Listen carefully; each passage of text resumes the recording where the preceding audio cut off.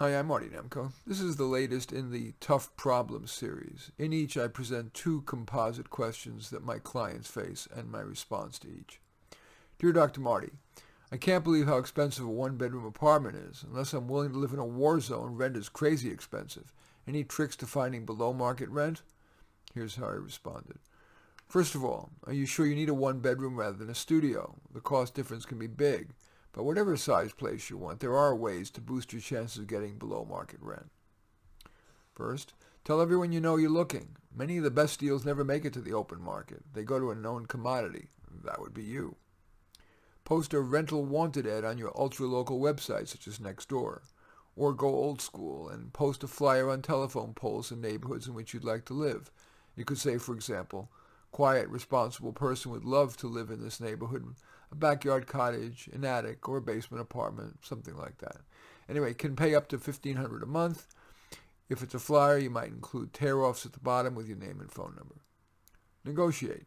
If you see an apartment you like but it's priced too high, try to negotiate, if only to offer to do some work in exchange for a rent reduction. You might look for a fixable dump. Places that look in terrible shape often rent cheap. But would a good cleaning, painting, and so on make the place acceptable? Even if the countertops, sink, and carpet are ancient and worn, those are easy and inexpensive fixes. The second letter is this one. Dear Dr. Marty, I totaled the car my parents gave me, and so now I have to buy my first car. Any advice? Here is my response. Resist the advertising. A car's job is to get from point A to point B reliably. The cheapest way to do that is to buy a used Toyota. A leading consumer magazine year in and year out rates Toyota the most reliable car. If you can afford it, buy a 4 to 6-year-old one with under 100,000 miles. If you can't afford that, you can still get years of reliable driving from an older Toyota with under 200,000 miles.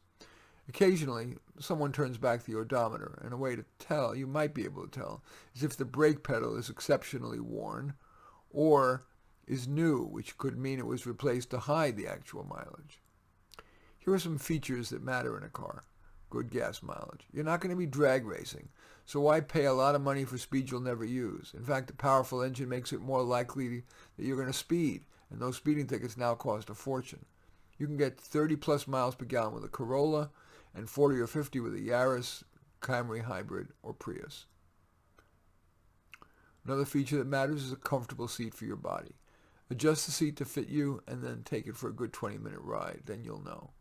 Storage. Hatchbacks are ultra convenient, but perhaps in your situation a decent-sized trunk will do. And finally, good sight lines. Is the blind spot small?